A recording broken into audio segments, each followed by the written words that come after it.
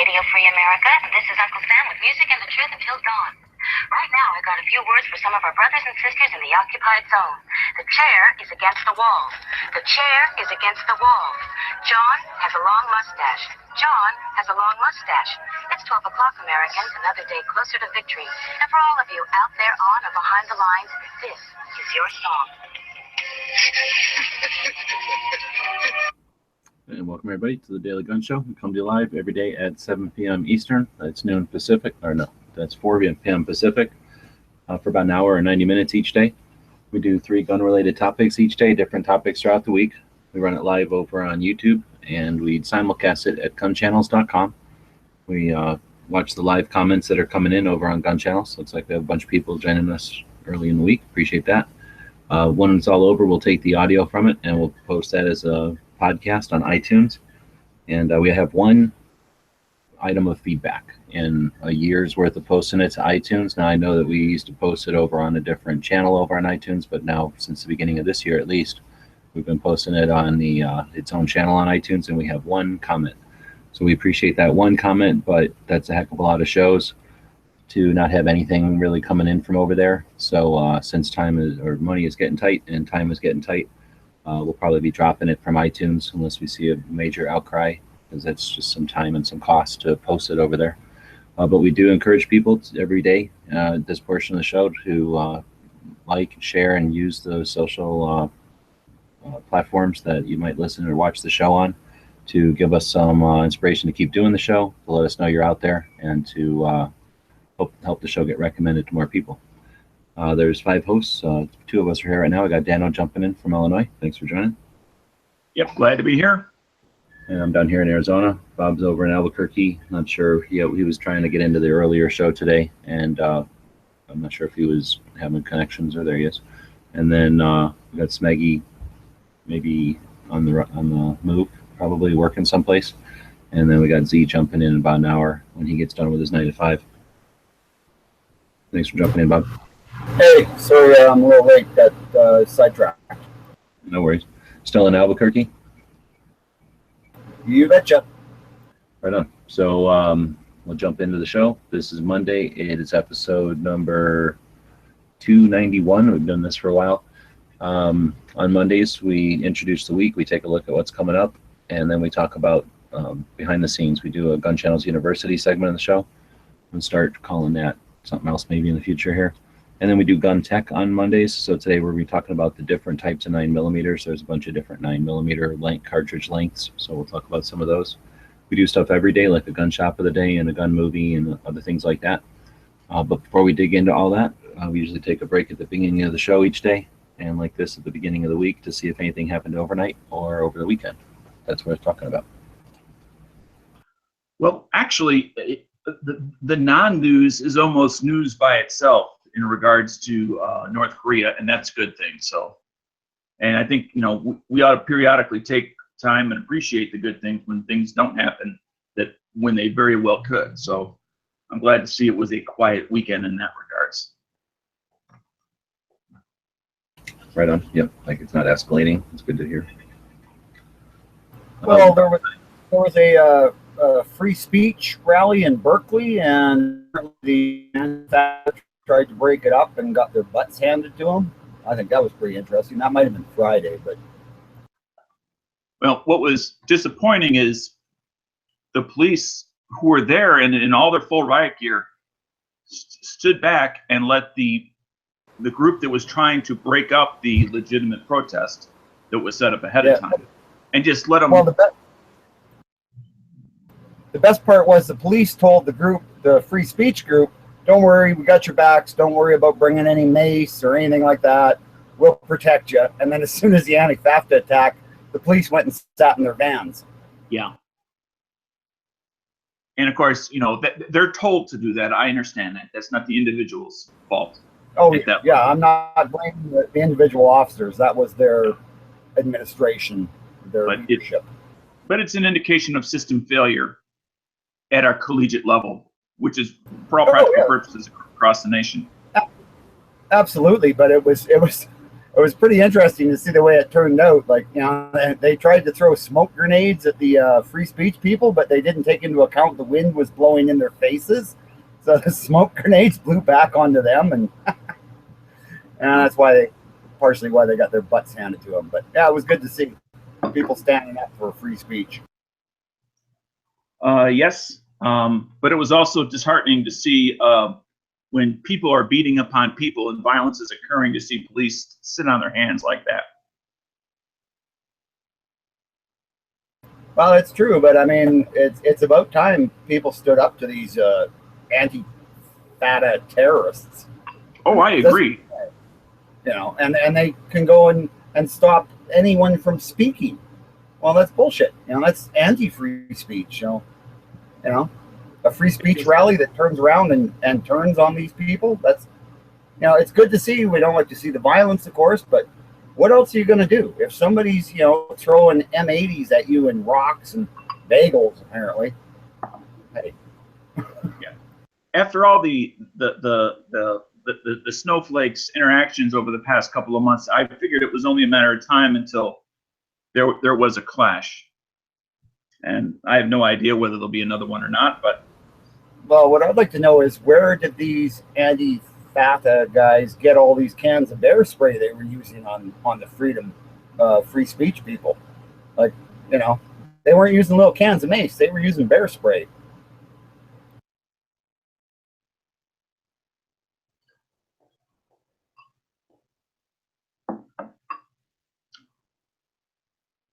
But yeah,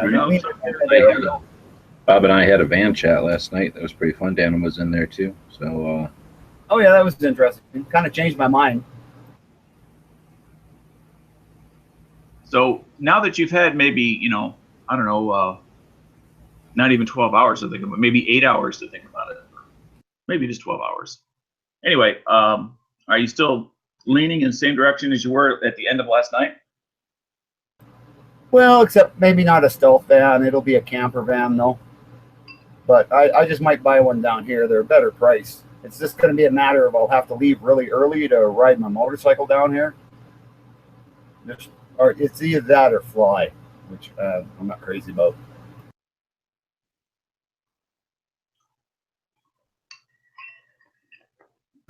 Or you could hitchhike.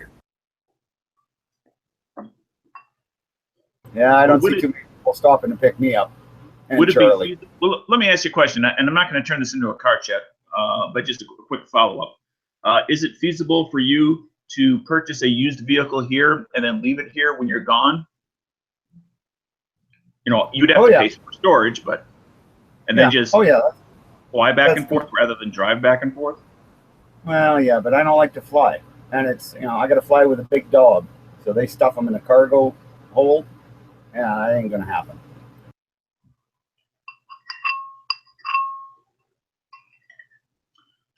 Okay, so let's go ahead and get this baby rolling. All right, so then what do we say? This is episode 291, and we usually start out the week talking about what we're going to do this week. And let's see, we're going to have Tuesday's show, Second Amendment issue, recent court decisions that AR is not covered by the Second Amendment. I don't know what that one is, but I guess we'll be talking about that. And now, before you continue, is it this week that you may be on the road? No, I'm not going to be on the road. Good idea, bad idea is backup gun on your leg. Then we'll be doing the hashtag, the Gun Channel's hashtag showdown with Smeggy and Z. They can tell you more about that. On Wednesdays, we do CCW topics. Who thinks you should have, or about wearing a camera for CCW. And then we're talking about the book Animal Farm for the entertainment segment. And then, of course, on Wednesdays, we have the tactical quiz. That's the big, formal, elaborate show that everybody watches. And then at any time, we could have the tactical pop quizzes every day at any point during the show. Let's see, on Thursdays, we do the gun stuff segment. And this week, we'll be talking about Dragon's Breath and incendiary rounds. Our training segment on Thursday will be the like a CCW training class syllabus. So if you're interested in taking multiple classes, some potential orders, like some potential schedules you could take those classes in, or like order you could take the classes in. Then we talk about shooting events on Thursdays that are coming up in the calendar over at Gun Channels. So anybody who's a member at Gun Channels can use the calendar over there and post stuff in there that we'll be mentioning on Thursdays. And then on Fridays, we wrap up the week with an alternative gun topic. This week it'll be flamethrowers. And then we do a gun biz segment, which is going to be gunsmithing schools and gunsmithing training. And then we kind of wrap up the week we're doing now at the end of the week. But I'm going to start doing something else in this segment of the show. Let's talk about the movies we're going to be talking about this week. So that way you have an opportunity to check them out. So today it'll be Guns and Navarrone. I guess it's too late for that one. But tomorrow it'll be 310 to Yuma. And I'm assuming we're going to talk about the good one. But if you want to watch the new one, you can. Then the 49th Parallel, which I have not seen. So that's one I'm going to try to watch this week. And then on Friday is Force 10 from Navarrone, which I don't think I've seen either. So we have 2 Navarrone movies this week, and I have not seen one of them at least. Are these the ones about the Canadians, Bob? Which, the Navarrone guns? Yeah, the ones about Navarrone. No. That's not the FSSF. Yeah. No. It is. No, that's. Yeah, no, they're. It's some kind of special forces, just to knock out the big coastal guns. Okay. So anyway, I know that was a pretty tough challenge. They had to climb up some rocks, right? Shear some cliffs to get up there and get where the Nazis couldn't think they would. Is anyway, Force 10 just an updated version of the Guns Navarrone? That's what I'm saying. I don't know if I've seen that one, so I'm not sure. So it's some World War II theme stuff this week. These probably came in from email from people, so we do appreciate that. Anybody that wants to contribute to the show via email, Dan has a whole bunch of new questions over there. And you can contribute that way by sending emails to dailygunshow@gmail.com. And we could definitely use some new gun shops. I just scheduled the next couple of weeks, so we have the rest of the month scheduled out now. And some of the gun shops I had to recycle from prior shows, so we did get a few, actually a bunch in emails. So thanks for the people that have emailed in with a description or some links, even pictures of the shops that you visited. That's the one of the big reasons we do this show on the daily, is to let people know about those shops. And in fact, if I can just interrupt for a moment, speaking of the email, dailygunshow@gmail.com, we received a couple of questions for the tactical pop quiz. So thank you to those of you that have sent that in, and they'll be rolled into the inventory here shortly. But we can always use more because we really, even with the contributions, we don't necessarily have a lot. Like to have a few more. So if you necessarily have any out there with a reference to the answer, please send them to dailygunshow@gmail.com.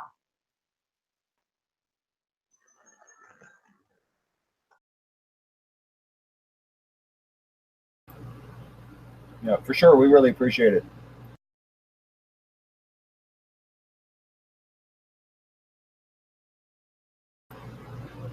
So what's okay? So that's we. I've been sitting here talking. Why is Bob talking over me all the time? I've been muted. Okay, so we also gonna have a Gun Channel story time this week. It'll be you host it, we post it. The little slogan we used to use back when Pink wasn't consistently posting the lobbies. We'll talk more about that on Thursday.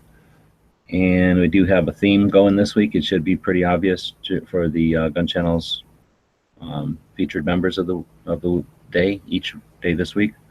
And I guess with that, we will segment into the first, or I guess the second segment of the show. But as we do, we usually feature one of the members over at Gun Channels. Gun Channels is a place we built a while back. It's a community focused on firearms, and it's completely supported by its membership. It's free to use and free to hang out and participate in it. If you'd like, you can keep the place going for as little as $12 a year. That's $1 a month, paid annually on PayPal. And basically, most of the costs come in from people who just pay a couple of bucks a year like that. And because of that, we don't have ads. We don't pressure you to buy anything. It's a free, open discussion about firearms. It's 4 years old. Hundreds of members use the place every day. And because of that, we like to feature one of the members over there, let you know some of the different ways people are using the place. And today it's CatchBay, who is from Finland, who had a chance to meet one of the members of Gun Channels I've gotten to meet in real life now. Bob can chime in on this since they lived together for a couple of days there. And he uses it internationally, which is kind of cool. He has guns that none of us can even obtain, which is pretty cool. He is a competitive shooter. He's a collector and just interested in like advocacy, even here in the United States, as well as where he's at. And always brings a interesting point of view, being from another country and somebody who travels. So he's got a good level of experience to bring to the table. One of the reasons we built the place. Outside of North America, was he the first from another continent member of Gun Channels? Was Catch? We've had other members. We've had other members from over in Sweden or something, I think. Okay. I don't know. It's a good question. Israel. Emmett is much more recent than Catch, though. Catch had been around since the beginning. Yeah. So originally, everybody came to use Gun Channels when we first built it from YouTube, and of course, it's very international. So we had quite a few international members right at the beginning. I don't know how many of them are super active, but there were a couple that were pretty active. They come and go just like everybody. Yep. Probably even more so because they live in squalor in some third world countries. As well as when Gun Channels is most active is when they're typically is their third shift, middle of the night sort of thing, or middle of the day. Well, it depends, because nowadays it used to be super active in the middle of the night, which is their middle of the day, but now we're super active in the middle of the day, which is their night. So it's kind of weird. Right. It just depends. All right. So but we are a 24-hour. But I thought Bob was going to say something about Catch, but I guess not. After living with each other for a couple of days, Bob's just. I was trying to, but yeah, you and Dano kept talking. I was just going to say he's a hell of a nice guy, and likes his beer. Me and him sat up till like 3 a.m. one night, drinking beer and shooting the shit. It was great. Yeah, I had a chat over on the Just Dano channel last night or yesterday afternoon, and he is from Romania. And for those, and I'm interested in more than just the United States when it comes. And it was interesting, to hear the two of them talk about just the different aspects. Although they're both members, their countries are both members of the EU. Not all EU countries are of equal measure or of equal rights, as opposed to other members. So it was interesting to listen to the two of them communicate. Yeah, and that's one of the really neat things about Gun Channels is we facilitate people from all over the world being able to talk to each other and interact. I mean, there's not a whole lot of places that are doing it without charging you or stuffing advertising down your throat. So, we're pretty unique out there. Yeah. I mean, for just short of an hour, we had a guy from Finland and a guy from Romania talking about guns in Europe. So I thought it was pretty interesting. Yeah. I mean, like I say, when I've mentioned it before, when we brought up the international members like this, when we feature them like this, when we built the place, I literally stripped all that international stuff off there. You know me, I don't cater to no internationals. I mean, I have nothing against them, but I definitely don't build stuff for them.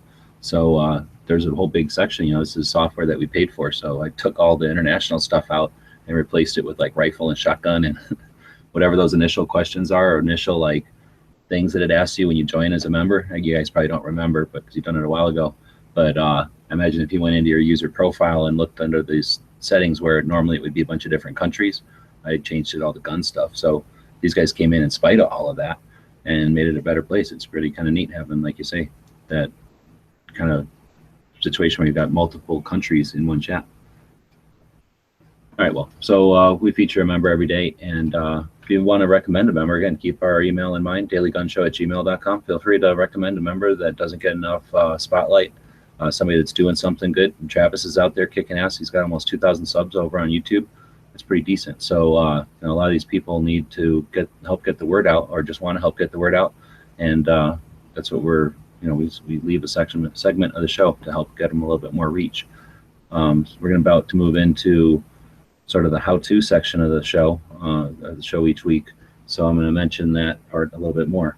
So Catch really is doing it for his own interests, I think. Sometimes he shares some pictures with his family and friends and stuff, but like Travis, I mentioned, does a YouTube channel to get the word out there and to have some fun with creating part of YouTube and the internet.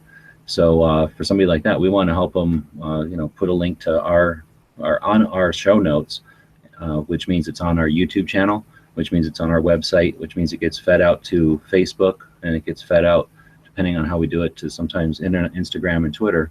So that puts links out there that point back to his YouTube channel, to his gun channel's channel, to his Instagram, whatever it is that he's using to help create his brand or market his content. And those links out there that link back to his channels are effective to him. As Google does its metrics, as it looks at different characteristics of a video or a channel, one of the things it looks for is how many places out on the internet are aware of you, and how many of those places link over to you. How many times do you link back to them? All these little things help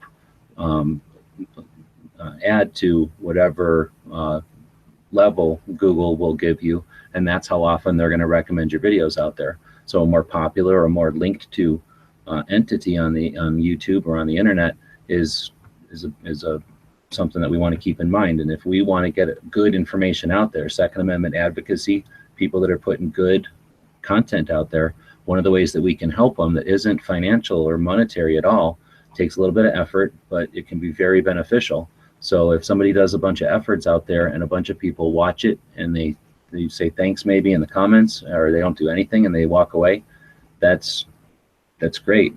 But it almost does nothing for them, because all it does is give them another view. Where if that same person would take the time to like or thumbs up or give it a heart, whatever the system uses, and then type a comment in there, even if it's thanks for posting the video, that's 2 marks. That's 3 marks: the view, the thumbs up, and the comment. All 3 of those things get credited to that video now, which gets credited to the person's channel, and that helps that channel out. If you take the effort to highlight the URL of the video you're watching, or some other way grab the share URL or the link to the video and post that on a Facebook, or post that on gun channels, or post that in a forum somewhere, those are creating valid links that go back to that person's work. And again, you're benefiting them really a lot. It's something they can't pay for. They can't really take the time to do themselves necessarily. And even if they do try to pay or do it themselves, you're still helping them by taking that effort.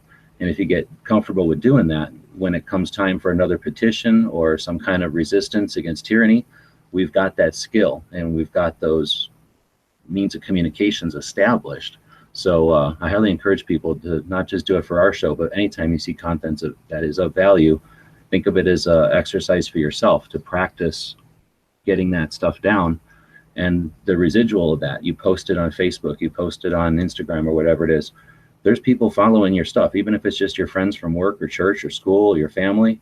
Those people are seeing, good info. So you're helping to spread good knowledge or good humor or just good activism type of morale boosting stuff, or when necessary, calls to action.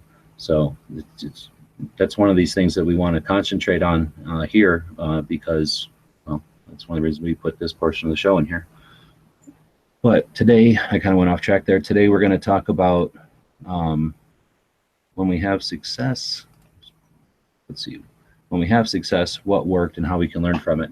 So I don't know where that one came from. If I put it in there, if that came from one of the scheduling sessions that we did. Do you guys remember?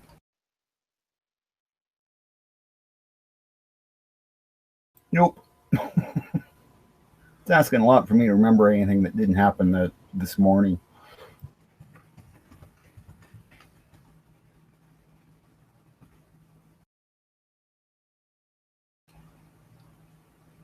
Well, let's not try to do that in the text chat anyway, Bob. So then... I'm sorry, I realized I was muted. It's kind of the opposite of, instead of learning from your mistakes, or not instead of, but in addition to, it's learning from your successes. It's a philosophical view in regards to becoming more successful. Right. So in other words, you tend to look at your failures or dwell on them. You're saying just pay attention, or paying more attention on the successes, or like, are you saying, or when you're successful, or are you saying to try to find success in your failures? Well, as an example, if there's something that I'm doing, let's say it's paid traditional advertising and it's not working, the simple fix to change that into at least a neutral is to stop doing it. But and let's say I do something else where I have a website that I put up that's interactive with my customers, and I'm getting feedback from my customers. That's something that I may want to put more resources into, because I'm clearly getting feedback from my customers, and feedback usually results in people coming back into for more services, more products, whatever it is you happen to be doing.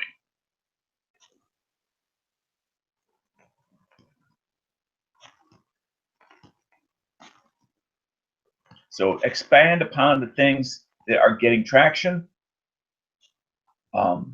is that statement in a nutshell.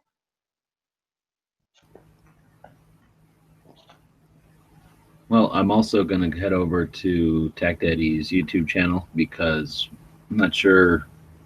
I know I probably had my head in the game. I would probably have more to add to that topic, because I think it's a good one. But I also watched a thing Tack did this weekend. Somebody posted it here. Oh, gotta figure out how to navigate his site here. So he has his top videos up. I was looking at it as though it was his most recent. So this one here he did this weekend, and I think it's okay to show a piece of his video. Let's get the ad there. He posted this video using Final Cut Pro, which I guess is Mac software, I'm guessing. Yeah, Mac software.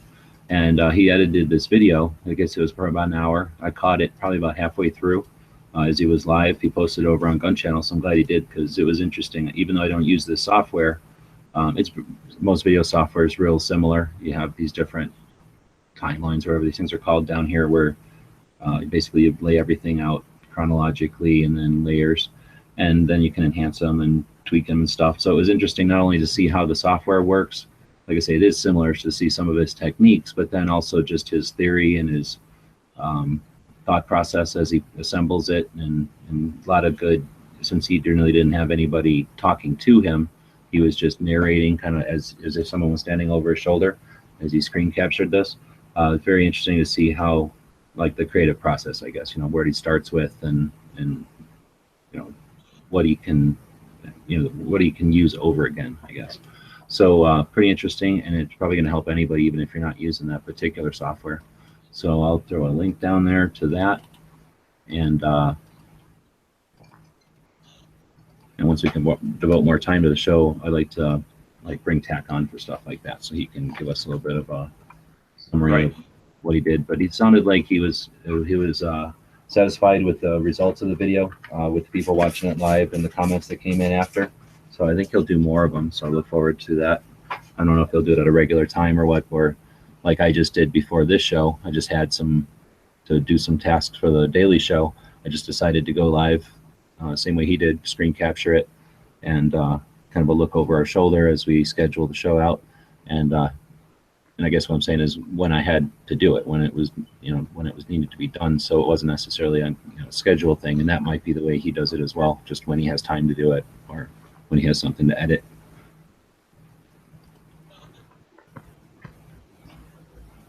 All right, well, I don't know if we have to add anything else to that segment. Would you like to take a moment out of the week, though, and talk about behind the scenes and some of the nuts and bolts of creating content? A little bit, like I mentioned before that, how the internet works, so that we can become players in the game and not participants or spectators.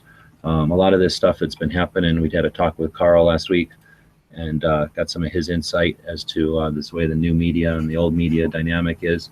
And a lot of this stuff that's been happening that we didn't talk about, thankfully, that's in the news right now, really does seem to be a push towards just to illustrate the negatives of all these new media things, the formats and the devices that we use to transmit data individually without too much influence from a middleman. You talking about the Carl show? Yeah, we still don't have monetization on it. That's the only video we've made that doesn't have monetization. It also has like 6 times more views. Most of our videos on YouTube get in the hundreds of views. That one's got like 600, so it's quite a bit larger. So it's potentially, because it looks like a extraneous amount of views, like maybe we did something, but I suspect it has more to do with the topic.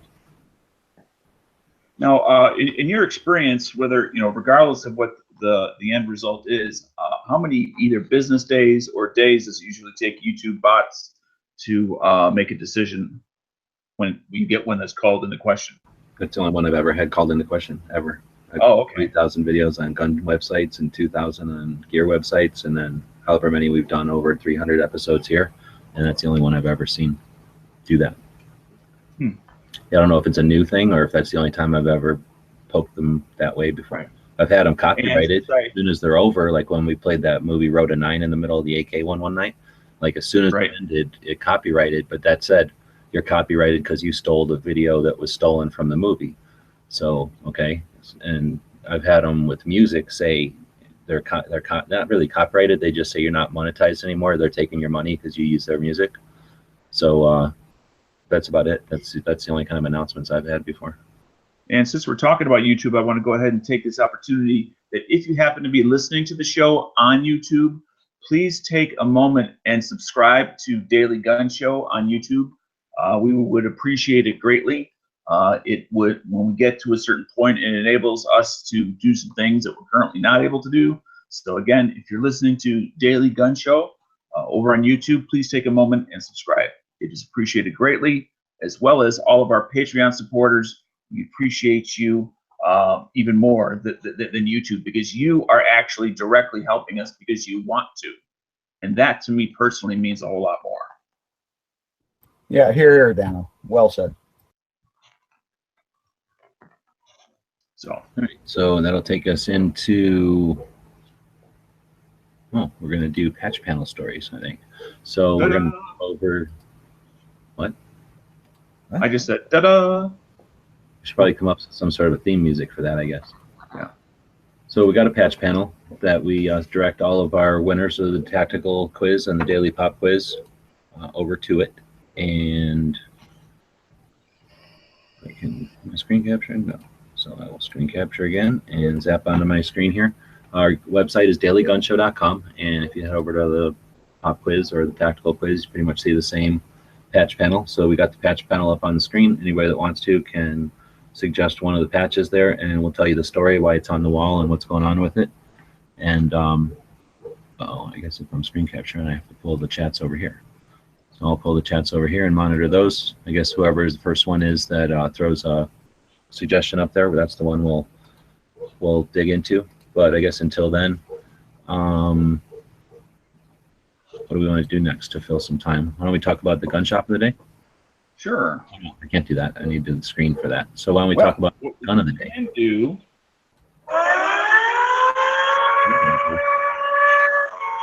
But I can get it.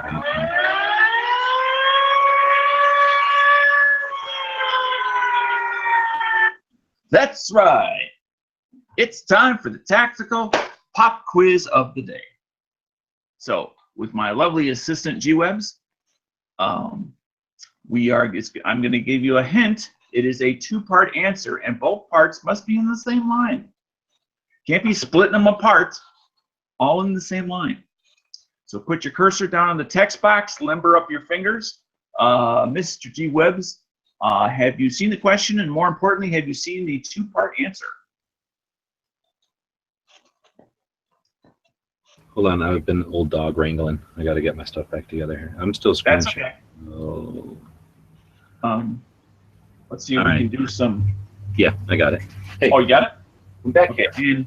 And when you see the correct answer, just say winner.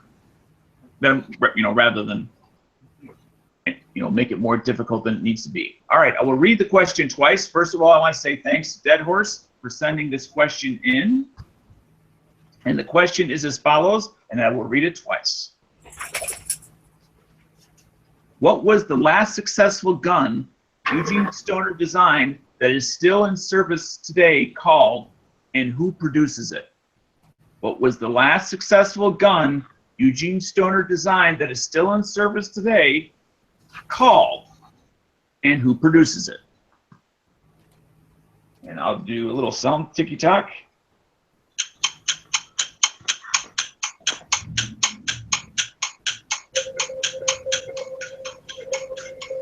Nobody's saying anything on either side. Colt 2000? No. AR-7? No. AR-7 is also still not correct. Not a Colt 2000, not an AR-7. Knight's Armament. Bingo. 25. Raphael. Yep. All right. The answer is SR-25, made by CAC, or also known as Knight's Armament Company. Congratulations, Raphael. You are today's tactical hotshot for today. And I know you know Raphael, but just in case for others, I always like to throw it out there. Head on over to dailygunshow.com/pop quiz. Fill out the form. Put your first and second choice for patches. And congratulations, Raphael. All right. So I do have to say, it came up with the answer a little quicker than I thought. You saying there's somebody in cahoots? Something's going on here? Something's a little sketchy? Congratulations, Raphael, and whatever you do, just make sure that check is payable to Bob. See? Thought there was something going on. All right, Okay, well, so now we know where loose lips sink ships comes from. Okay, Lucy Lips. We're not getting anything from the gun channel or from the YouTube side, which is kind of, that was a lot. And then got, I think the first one that came in for a suggestion was Ralph put in this suggestion for the Green Beret Foundation patch. So that's right here. It's been on there for a while. And the Green Beret Foundation is a good place. I think we mentioned them before.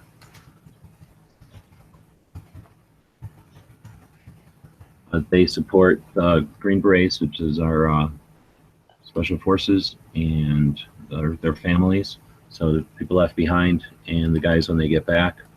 So we'll put a link in here for anybody that's interested in supporting a good, where's all the links at? They're over here.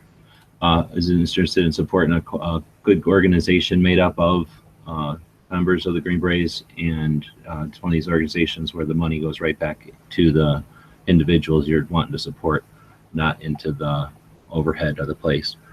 And dropped a link in here. And that's their logo patch. It is available on their site.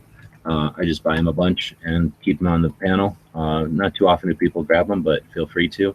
And then we did get one sent in, actually. Sometimes people send in patches for the patch panel, and that is one that someone, actually, where'd it go? This particular one that's on the board right now is from one that somebody sent in, so I appreciate the person that sent that in. So that's the story behind that one, and it's one that's Ralph could grab right now, literally, since he's mentioned it, if you wanted to. Yep. Yeah, excellent. Excellent. All right, so each week we're going to talk about those patches. So if there is one that you've got a question about, like maybe the chair, one that might look odd to you, it's the chair against the wall, like the beginning of our show. Or I don't know, one of the other ones might look weird, or you don't understand the joke or something. Feel free to email to us. We could do that. Otherwise, we'll just ask like this in the chats, because really we're trying to get the most use out of this interactivity that we've got with a live audience. And since we're not getting much feedback from the people listening to us in the future as podcast or whatever, we'll concentrate our attention on the live audience, because you guys are showing up. That's one way we can say thanks for that. For sure. So I think that'll take us into River's Edge Tactical. I need to open up that browser. I keep the Daily Gun Show email on a separate browser over here so that I don't have to sign in and out so much. And what is it, River's Edge Tactical? What state is that in? It is River's Edge. Yeah, I'm bringing it up right now. It's in, trying to talk and type at the same time because I'm doing on screen sharing here. There. Came in an email from Squib, and it is the shop that's owned by Jeremy from We Like Shooting. So it sounds like he had gone by and took a. Can you see that picture? There we go. He's sounded like he'd stopped by and checked out the place. So it's in Ohio. For some reason, I thought he was in like Oregon or something. Looks like they're hiring. That's interesting. Or maybe one of those other places are. Yeah, he sent in some others as well from like Tennessee and I think maybe even West Virginia. Uh-huh. Yeah, this one's in Ohio, right? And then looks like it's a paved, like it's a house with a paved yard turned into a place.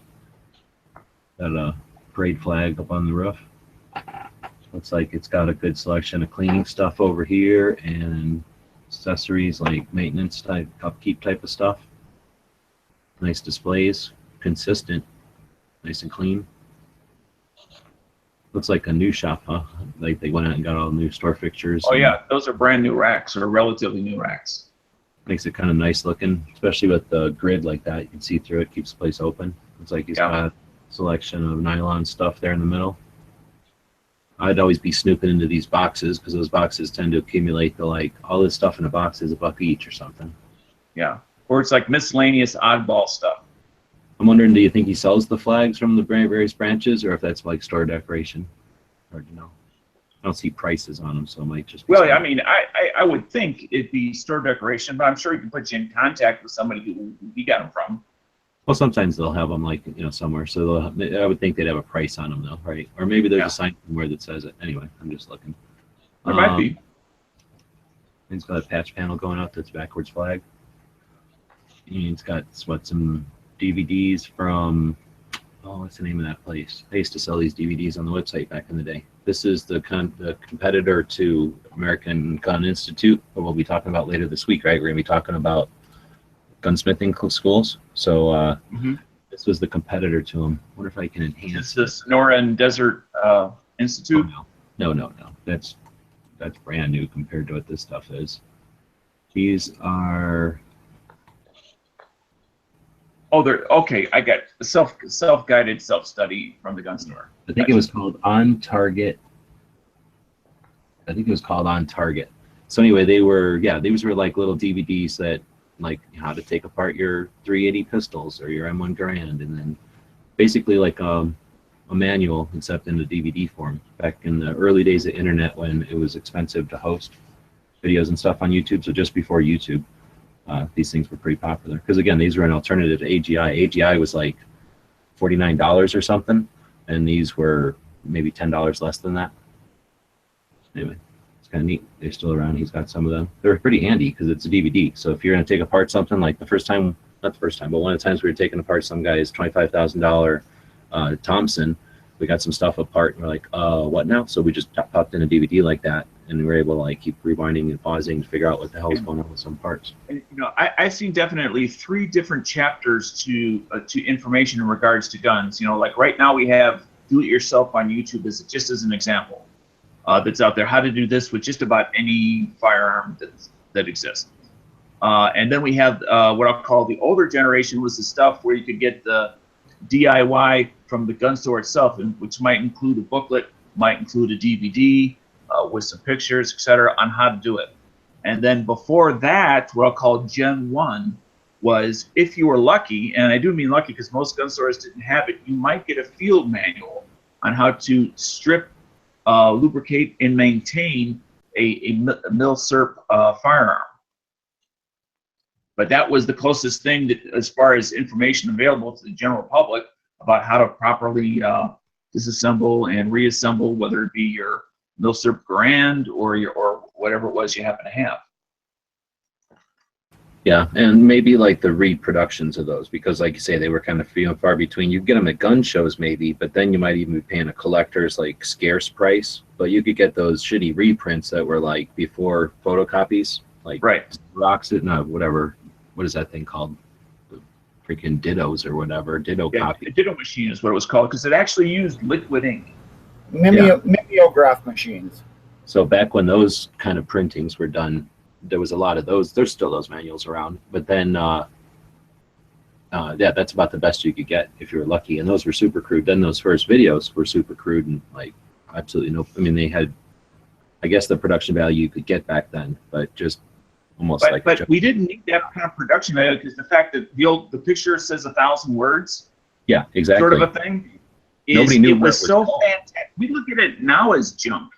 But back then, it was, you could actually see it. Oh, it goes in at an angle, and then you twist the part as you're inserting it. Yep. You know, something that you can't see as they're explaining it. He could say it while he was doing it, yeah. And it wasn't just like part A rotates around the axis of part C. Like, what? Yeah. Exactly. So it looks like he's got some holsters and the whatnot. And some clothing. Pretty big shop. Yeah.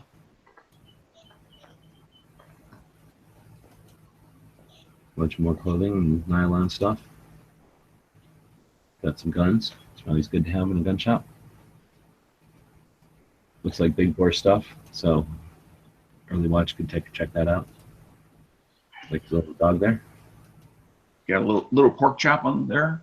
Here's what I do. Stores can't get enough of this. Whenever any kind of store you go into, you go, how much for the dog? They love it. All right, and then you get a 1911 poster. It's kind of cool. Is that from CN Arsenal? It kind of looks like it, but then, I don't know. A little bit of display, so you can tell it's like the beginnings of, you know, take a look at it now. Take a look at his shop however many years from now, when the walls are probably going to have a bit of accumulated, whatever you call this kind of stuff. You know, then it gets to be seasoned, and then it's like you can't see the wall anymore. Yep. Anyway, that's pretty cool. So thanks for sending in the pictures. That was from Squib, who I guess took a tour of some gun shops, which is freaking awesome. So thanks for taking the time to take some pictures, and we put the link out there so people can check it out, and your review as well. So thanks for participating in the show that way. That's really one of the reasons when I started. So. I just want to send out another thank you to Squib Load. He had sent me a message. He had heard that I was getting a Yugoslavian M57 Tokarev, and he had sent me an email with some suggestions and tips in regards to his experiences, in regards to how it worked in the Cosmoline, et cetera, et cetera. So thank you very much, Squib. Right on. So I don't know. Seems like we're cruising right through it today. So I'm gonna start drawing some lines here because Dano didn't. Wait, no, here we go. Looking at the wrong day. Now I can see where the lines are. We got to get into gun tech. Might as well wait for Z to get here. It looks like he's poking around out in the parking lot.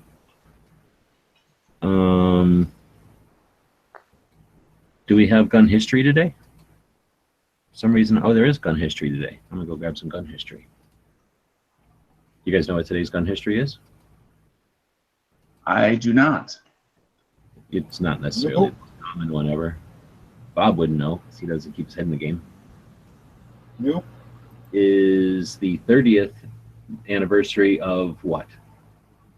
1987. So Daniel should be aware.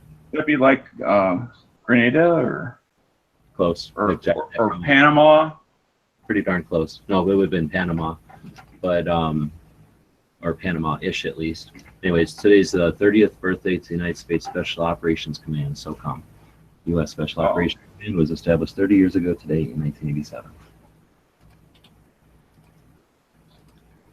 That's surprising, though. I didn't know about that. So, or at least I didn't. I knew about it, but I guess I didn't think it was 30 years ago already. One thing I'll just mention in passing, and you had mentioned earlier in regards to the Green Beret Foundation, that I always, because there's always, some, it's not animosity, but I don't know how to describe it, between the different services in general, and especially when you get into the, tip of the spear type organizations where it's, forward air controllers from the Air Force, or SEALs from the Navy, or Green Berets or Rangers from the Army, and then you got I don't say just the Marines. Well, Marine Force Recon. Yeah, which is their special ops tip of the spear point, so to speak, and that all those groups plus probably a bunch I didn't mention, all deserve, equal opportunity for support of the members and the family members, both the military members and the families themselves. They also give them credit for, or you have to keep, there's different numbers of each of those numbers of people too. So some of them are a lot bigger than others. So right. Some retention, I feel. Right, and Coast Guard has its own thing. That's another example of, there are some what I'll call micro units, only because of their size, that don't get the spotlight. The SEALs are right now getting 95% of the spotlight. And of course, they certainly deserve credit, but there's a lot of other organizations that deserve credit and support as well. The Green Berets are the professionals. Excuse me? I said that's why the Green Berets are the quiet professionals. Oh.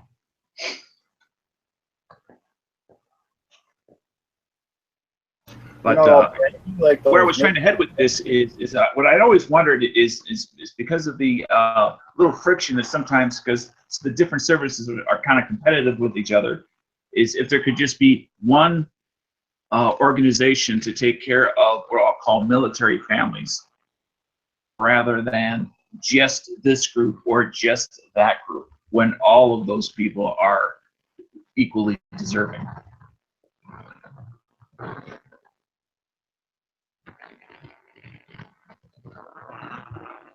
So maybe y'all feel different. I don't know.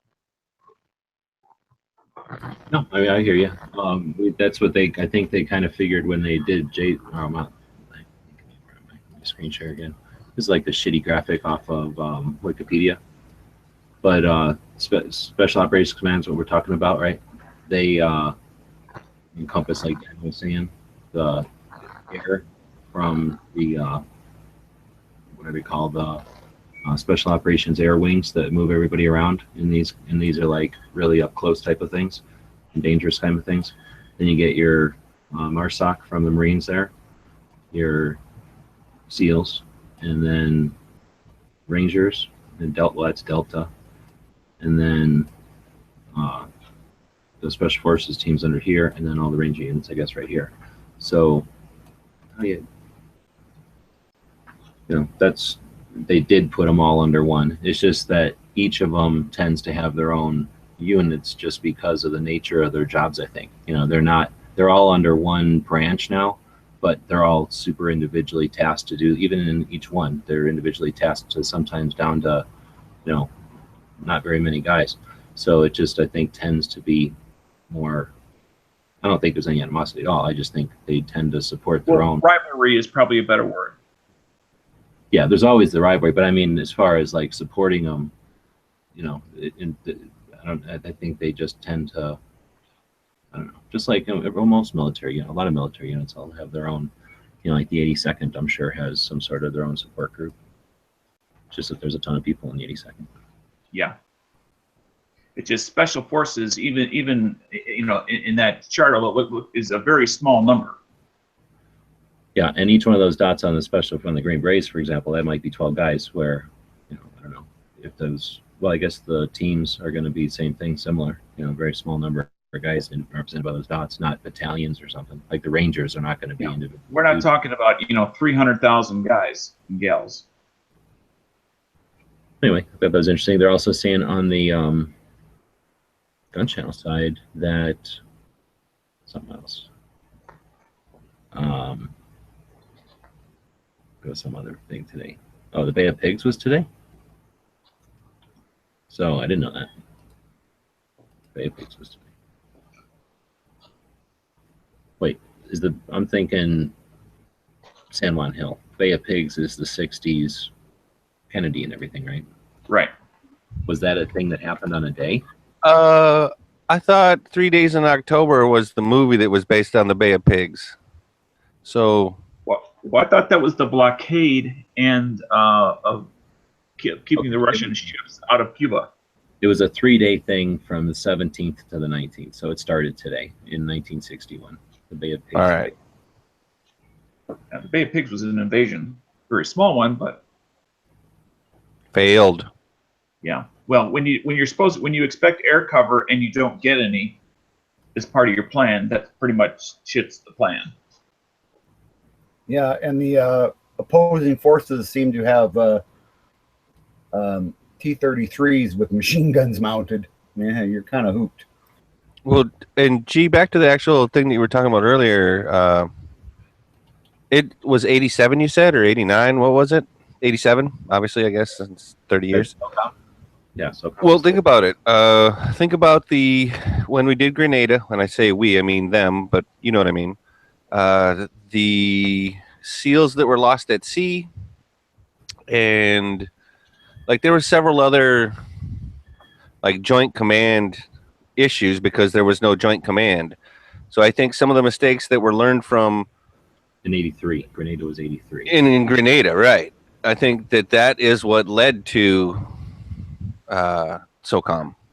Or I may be assuming an awful lot, but it seems like that there was that and a little bit of other stuff here and there. And it seems like that's what led to, or that might not be the only factor that led to it, but it was a finishing factor for producing SOCOM. Yeah, I can't say I know the history or anything completely, but I would assume that has some factor in it for damn sure. They tend to react when stuff like that happens.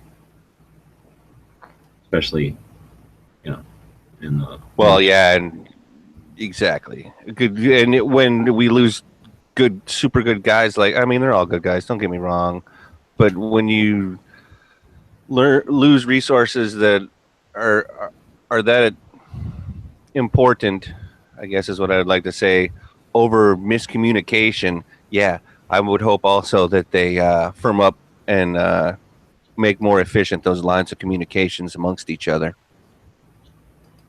Well, we got two ways we could go. We could go to the third topic of the day, or we could go into movie of the day. Either way, what do we got here? What's the third topic? All right, well, going to the third topic then. We're going to be talking about gun tech, and today it's Oddball 9mm cartridges, so all of them. I guess specifically Largo and the Dillon, the Mac, there's another one with an L in it. Ultra? Oh, not an Ultra. Long, the 9mm long, I think. Smith Largo. Or did we already say Largo? Yeah, I'm looking at ballistics by the inch, and they have the 9mm Ultra. I never. Well, it goes from what? It goes from like 9x17 to what? 9x27 or something like that. 25. Like there's a cartridge almost for each extra, Look at this. Look at this compensation. So all these 9mm fans out there, here are the 9mm calibers. So this is firearms caliber cartridges, which have a bullet caliber in the 9mm range. It goes from here down to here. Are you kidding me? no, that's what I'm talking about. Like, what is the last one? Is it like by 9x32 or something? 9x18, and then 357J DJ, and then 9.8 Auto Colt. So I guess the biggest one by number would be 25. But here's 25. How many times you got to get it wrong before you figure out it's a empty, hollow platform? It's pointless. Ugh. But you mean that 30 caliber bullet? Yeah, look at this. Look at this. How many times they had to try to perfect it, and they still ain't got it right. Successful bullet size ever? I don't know what this column is supposed to technically represent, but I don't see one number over 10. Well, if you could scroll so I could see the top of it. Oh, it might be the diameter. There we go. Anyway, I'll let you guys take it away. So what do you think? There's got to be some oddball ones in here?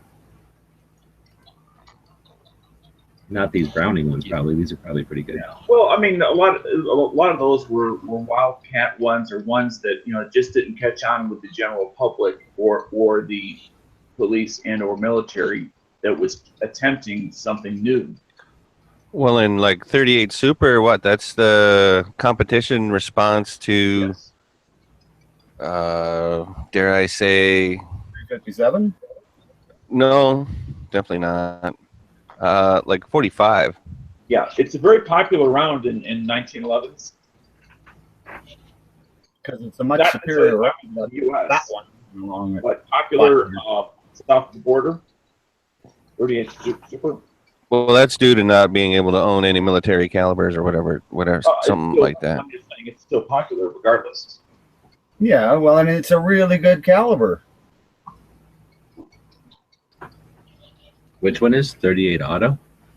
Or I mean 38 Super? 38 Super.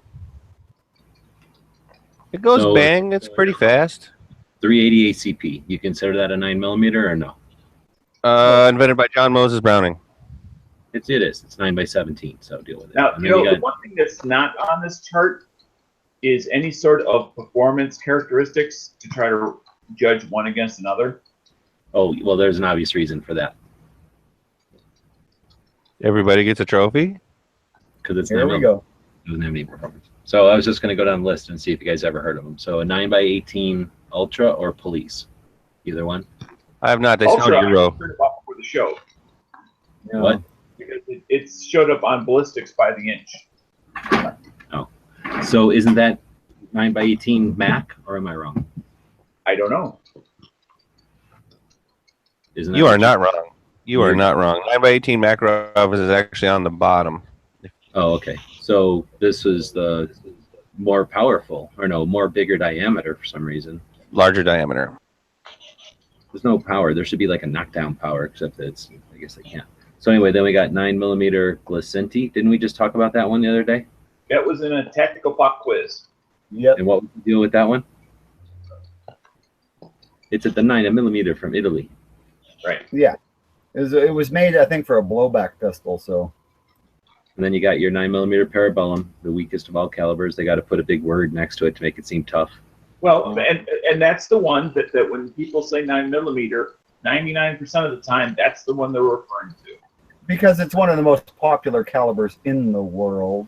Unless they own a Makarov or a Tokarov or something else, and then they go to a gun shop and they go, "Can I get 9mm?" And then you sell them 9mm by 19, and then they go home and go, "Wait a minute," and then they come back Wait and a go, minute. "You sold me this, and I need a 9mm." Tokarev takes a 7.62. Well, I'm just trying to think of other things. Yeah, Anyhow, Well, 7.62 is still a 30 caliber bullet. but it's Yeah, not but a 9mm, which is what we're doesn't say like talking about 9mm today. Russian or nothing. I was thinking of something else. But anyhow, then we get to 357 SIG. Do you consider this a 9mm? Kinda. Yeah. Well, you know, I mean, I was the wouldn't auto-load normally. answer to a revolver.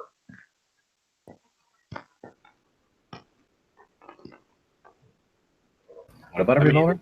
at least with the 357 SIG, you know what they were trying to accomplish, whether they accomplished it or not. What were they trying to accomplish? They were trying to get 357 Magnum performance out of an auto-loading pistol. So a much shorter bullet, or a much shorter casing, excuse me. Like half the casing, almost. I understand that. Did I'm they saying really- going for the performance? Were they trying to get the performance out of 357 out of that? I just figured they'd call it that because that was its diameter or something, and they thought it was cool. But it's not 357. It's 355. All right, so then we get the 9mm Browning Long. You ever shot one of them? Nope. I don't know if I have either. I Yep. don't know why. They are super accurate. What is it? Pistol or a rifle or what? Pistol. Yeah, it's a pistol cartridge. I think it was the Swiss were using it in a No. 1908 Browning design. But yeah, really, really accurate round. I mean, that thing's a tack driver for a 75-year-old pistol. So 9x21. Never shot one of these things. I never heard of it. Gurza. Sounds Spanish or something. I mean, the 21s I never heard of. Either How one. about a 9x23 Largo or Steyr? Largo. Definitely heard of Largo. Yeah, I've Largo. heard of it. I own one, but I don't know if I've shot it. I might have actually shot one back when I was still getting interested in like always shooting people's guns at the range, especially when I was a range master. So it's possible I've shot one, but I don't remember it if I did. But it's very rare. I've only seen people shoot them a couple of times, and I've only seen boxes of ammo only occasionally, really. So I never heard of this 9mm Bergman Banger Nerd. It's fake. It's probably not even real. And then 25 9x25 Mauser. Really, it's a very old cartridge for some of the first auto loading pistols. Oh, really? They made 9mm back then? I don't think so. Yeah. Sounds fishy. So 9x25, that's the one I was thinking of, I guess, for Mausers, German Nazi gun. Broom handle. Yeah, I don't know. It's a Nazi gun. Then you get 925 Dillon, which I don't know what that is. Is that like Dillon, like the reloader, or Dillon, like the murderer? I think the reloader. Yeah, I have no idea. I've heard the name of the round, and that's all I know. So maybe somebody on the gun channel side knows about that Dillon. So I was saying that the Bergman, Eric doesn't even have one of them on IV88. Yep. So 9mm Winchester Magnum. I think I have one in Bob's collection over there. I think. It sounds like I should have one, but that doesn't mean I should. I think it's a longer case, but I don't know if I'm thinking of the right one. It might be almost as long as like a 38 or something. I don't know. I never heard of 356 TSW. Nope. Nope. 380 ACP. I mean, 38 ACP, 38 auto. I definitely have a bunch of those, and I think I've shot those. Is that those are old as well? Yes. A revolver, or is that a pistol? For some reason, I want to say I shot a revolver with 38 ACP for some reason. Well, you may have, but it stands for auto Colt pistol or whatever. So. Oh, I know, but for some reason, I'm thinking I shot those in a revolver, like they made them with moon clips or something. Oh, totally could have happened. Yep, that totally could have happened, and that would have probably been at a time when they were like either 357 hadn't been invented yet or something. I don't know. Anyway, then 38 Super, of course, 1911 chassis. Shoot those a lot, or I have shot those a lot down here. They're real popular. 9x23 Winchester, and I don't think I've seen that one. Sounds pretty long. That might be like this one I'm thinking of here. 9mm Winchester Magnum. And then, so what do they got for case length? Is that what this is? Yeah, case length 29. Yeah, that's significantly longer than all these little 20s and 22s, under 20s even. So then lastly, that Makarov. So Dana, how much of this have you bought already?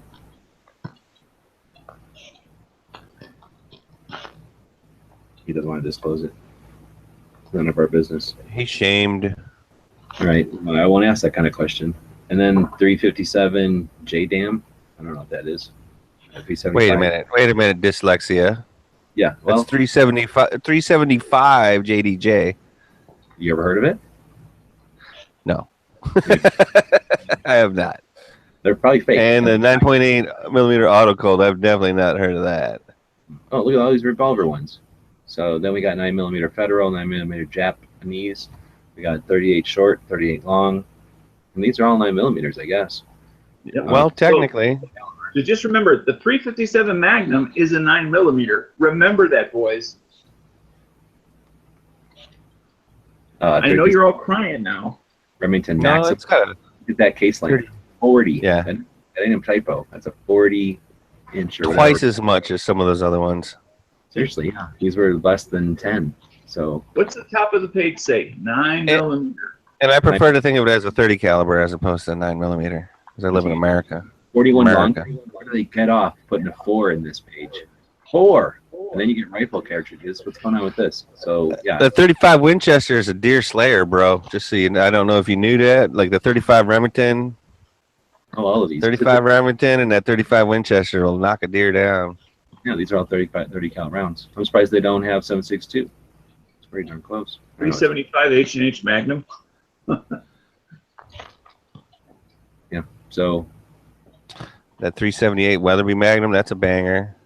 Whoever thought 9mm would have been so potent around the world? That's a 30 caliber. That's not 9mm. Hey, the page is marked the way the page is marked. Hey, people put all kinds of wrong facts on a wiki page, Dano. I just got to ride this wave while I can. That was a little stroll down 9mm lane for everybody. Let's see what kind of responses we're getting out there. Nothing on YouTube. Let's see, 9x25 is neck down to 10mm. It's for the reloader, so that's the Dillon one. So Ian is technically a 36 caliber. Ian on the YouTube side is saying, "What's the aversion to the metric system?" Yeah, we don't need a dumbed down system. Using 12 makes your brain think. It makes you understand more than just base 10. We want to be a bunch of servants and peasants. Well, the throne, then yeah, count whatever your fingers can count. But we use base 8. Why not use base 12? Keep our minds creative. And you go to the moon metric. Ian, just to let you know that G-Webs loves to 9mm shame us. So I just won't deny. That's part of the backstory. Y'all here, we just looked at a giant map of 9mm cartridges, and y'all are going to rally behind the Parabellum. You're willing to ignore all the shortcomings of all them other bastard sizes, and then you act like the Parabellum's so good. You want to acknowledge that it's dragging a bunch of dead weight. All I know is a 357 Magnum is in the category of a 9mm diameter. Yep. Which, if they would have done them by either muzzle energy or something else, it would have been a very different chart.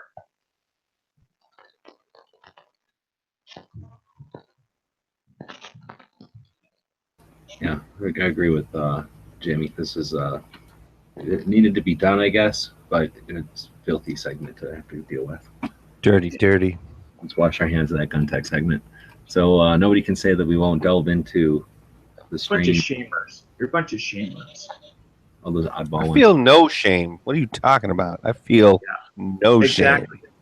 Putting down all the people who are carrying and using and depending on. No, wait a second. A reliable load. You're transferring there, Dano, or something, because you're projecting, because not one point did anybody shame anybody for carrying a 9mm.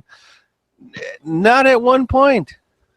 Well, no, we weren't even talking about people who carry 9mm, because that would be a different subject. When you make fun of the round, you make fun of the person carrying it. Oh, so wait a minute. So one person that does something wrong spoils it for the whole bunch. Is that what you're saying?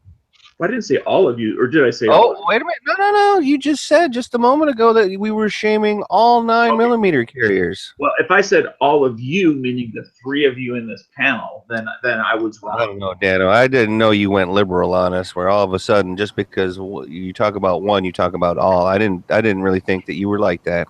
I like 9mm. It's not a gopher round. In 1943, a small commando team is sent to destroy huge German guns on the Greek island of Navarrone in order to rescue Allied troops trapped on some island, I suppose. Led by British Major Franklin, the team includes American Mallory, Greek resistance fighter Strabos, and then it keeps going. This was made in 1961. Guns of Navarrone. Anybody seen it? More than twice. Yep. And gee, you know what gun they used a lot? It would shoot a 9mm, I think. Grease gun? No, that's 45. I thought we just left that subject behind. Well, you got to understand, G, they were European mostly commandos, and we had to go over and get supplied by them before we left, I believe, in the movie, didn't we?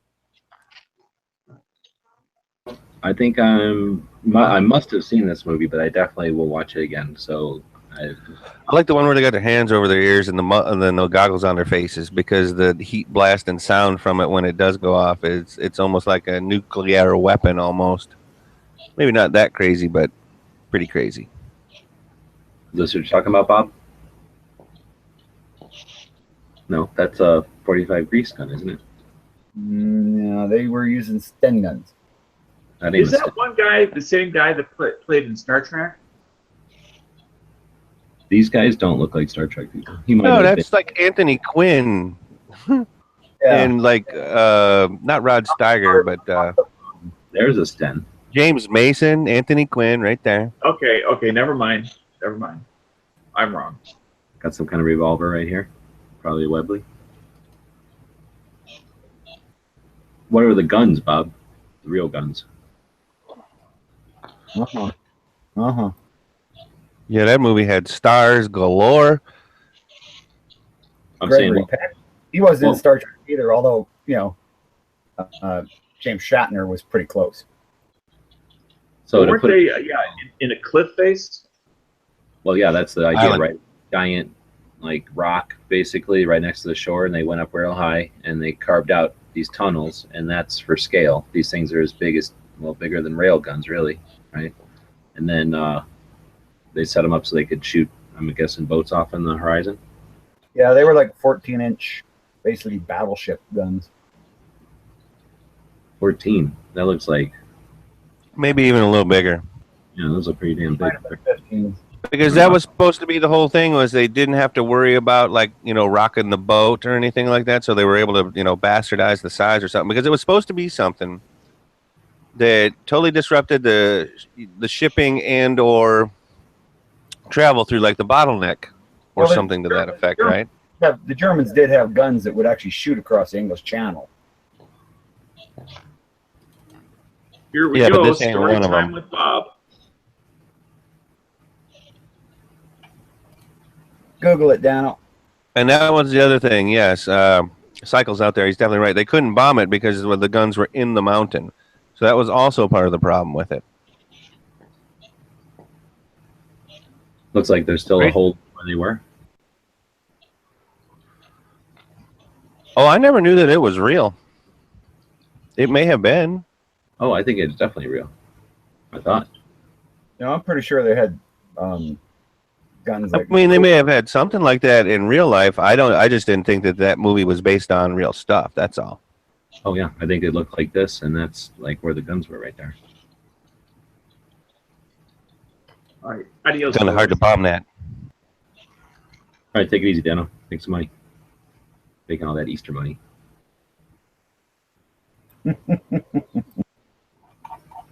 All right, well, that was the movie. You guys have seen it. You said it's worth watching.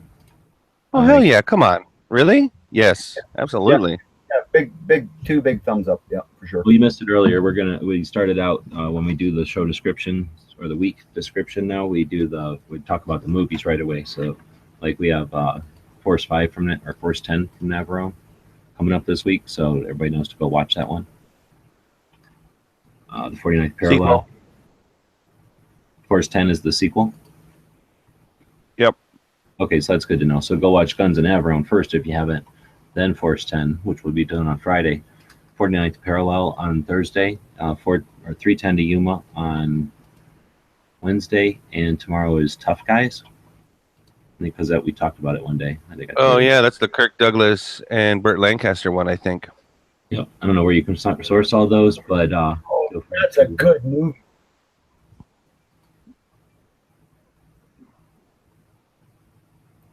all right, Nice. so, I'm glad that you mentioned all that, because then it does give the peeps a chance to potentially watch it, to engage. Now, again, we're doing the remake or the original for 310 to Yuma? I'm assuming we always mean the real ones, but We usually do. or if you want, I don't know. Everybody's got a different amount of time, right? So if you want to watch both, then you can help compare the shitty ones and the real ones. There you go. I like that. We're always open to that. All right, so I guess that'll wrap up episode 291. We've been chatting today about that movie right there, Guns and Navarrone, about the anniversary, 30th anniversary of Spec Ops, the River's Edge gun shop in Ohio, and the Oddball 9mm cartridges. Is that Jeremy's? Yeah, we talked about the one from We Like Shitty. We didn't do the gun of the day. Oh, got a gun. So Maybe because it's blank. I don't know. because he It's just not blank. Den gun, because it's in the movie. right on. And I do think it's a very cool gun to shoot. I mean, like, I haven't shot like an original Sten. I've shot a Sterling, and they're just really neat. They're quite controllable. The rate of fire is decent. It's the magazine out the side is odd, but when you get used to it, they work. They work really well, and they're cheap and easy to build. And it was kind of a neat idea. Basically, the Americans stole it and made the grease gun. No, the Sten is still a Sten. Yeah. For one but, 9mm, it's just a tube with a big piece of weight in it, and then a little sear, and it's freaking neat. And then a little feed delivery, and it has awesome cool rate of fire. That grease gun isn't quite. I don't think it's quite as simple. no. It is pretty neat, but yeah, I love those concepts. They're just neat that you can put together a gun where they cost $6 for stens at bicycles. Bicycle factories would make them by the billions or whatever they made, and they were the kind of thing that super dangerous. Talk about super dangerous! Holy moly! Open bolt. All it had was like this little like notch. Yeah. Entire magazine out basically. So super dangerous. Everybody's managed to get through the war, killing Nazis with them, and a ton of people had those in London or whatever, probably, right? Just Oh yeah. case of invasion kind of thing, like feet on the ground. So I just think they were super neat. And yeah, definitely if you get a chance to shoot them, they have their own feel to them, their own recoil impulse, whatever you want to call, like whenever you shoot an open bolt full auto, it's just a neat experience, and super easy to shoot. They just come out like a hose. Oh yeah. And I've actually heard that one of the reasons, like when the Israelis developed the Uzi, it was because of the great success they had using the Sten gun.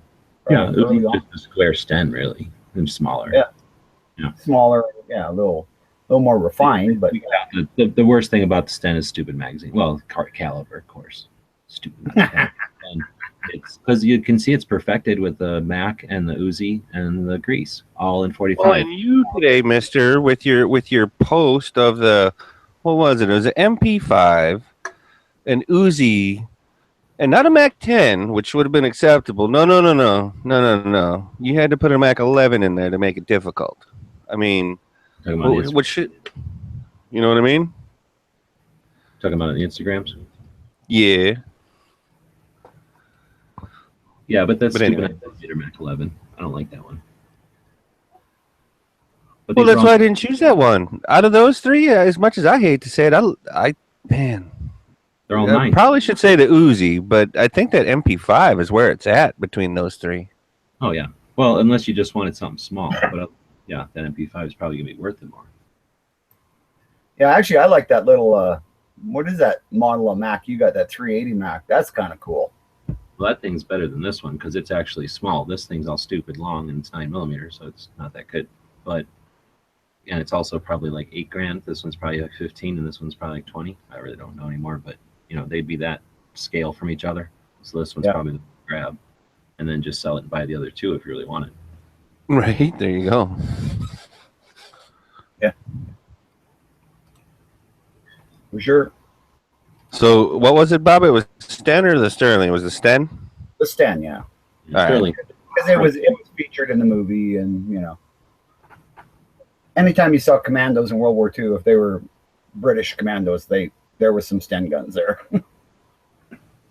So we had a special bonus scheduling show, or whatever you want to call it. I was posting a couple of weeks of the show, getting it ready for the broadcast. So are missing some gun movies. We're missing some pieces here and there. You don't have to watch the whole 2 hours it took to assemble everything there, but just keep us in mind if you hear something that's interesting, or you want to hear us talk about something. dailygunshow@gmail.com. Most of y'all have smartphones, so that means you have email on there. Just jump over to an email client and put our email in there, dailygunshow@gmail.com. Put some kind of subject on it, talk about this on the show, or maybe this can help or whatever, and gives Dano something to read and tell us about, and that's to the show schedule. So that's why we're doing the show, the format we're doing it, and we appreciate everybody that's participating that way. It really gives it an organic type flow to it. So we get a lot of interesting, varied topics, and keeps the conversation going. Definitely. Yeah. All right. All right. So unless there's anything else, that'll end 291. We'll be back here tomorrow, same time, 7 p.m. Eastern, 4 Pacific. We'll be talking about wearing a CCW camera. We'll be talking about the book Animal Farm, and wait, no, we're not. Gotta go to actually tomorrow. We're going to be talking about the recent circuit court decision that ARs are not covered by the Second Amendment. So that'll be interesting. Which was Maryland, specifically. Okay. You do know what that is. Then we'll be doing good idea, bad idea on backup guns on your legs. We'll be talking about the state of Minnesota. And we may or may not have a hashtag gun channels showdown. So be using the hashtag gun channels over on the Instagram and be Wrong. surprised. What? Hashtag Daily Gun Show. What did I say? Gun channels? Gun channels. You could do that too, but yeah, then that was definitely wrong. Sorry. I'm pulling a Dano on there. That's okay. Hashtag Daily Gun Channels on Twitterverse. And, that's all. and then all the stuff we hit on a regular on the daily basis. So do appreciate everybody that watches and listens to us live. People listen to us in the future are probably gonna have to scream and yell, and it definitely put some comments over on the iTunes, because one comment after all this time is not just discouraging, but it's basically saying we don't listen over here. So it costs something and it takes my time. So at some point here, I won't have the time, and we'll put the money to something else. So we do appreciate the people that support the show over on the Patreon. We will see you tomorrow. All right. So I guess that wraps up our show. I want to remind everybody, please like, subscribe, and share. It helps us get our word out there. We end our show on a quote. This one today is by Dwight D. Eisenhower. What counts is not necessarily the size of the dog in the fight. It's the size of the fight in the dog. So let's remember that. And everybody be safe out there, and we'll see you tomorrow. It's 11:50. Oops. The guys and gals of gunwebsites.com encourage you to take a CCW class every year, practice at least once a month, and carry every day. Thanks for watching gunwebsites.com.